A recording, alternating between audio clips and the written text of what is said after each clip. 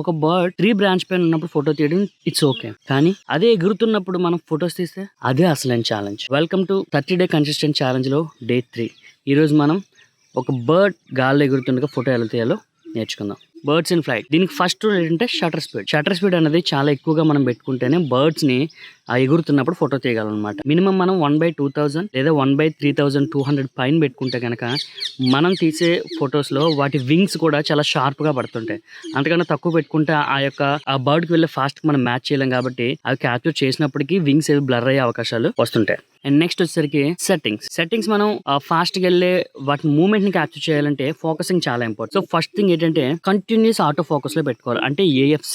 Second వచ్చేసరికి focus area నేను zone గానీ లేదా ఫ్లెక్సిబుల్ స్పాట్ గానీ యూస్ చేస్తాను. ఎందుకనంటే వన్స్ మన బర్డ్ అనేది ఫ్రేమ్ లోకి వస్తే ఆటోమేటిక్ గా మన కెమెరా అనేది దాన్ని ట్రాక్ చేయడం స్టార్ట్ చేస్తుంది. సో దీనివల్ల బర్డ్ ఎటు కదిలినా కూడా కెమెరా దాన్ని అయితే వదిలిపెట్టదు. అండ్ నెక్స్ట్ వచ్చేసరికి డ్రైవ్ మోడ్ ఎప్పుడు కూడా కంటిన్యూ షూటింగ్ హైలోనే ఉండాలి.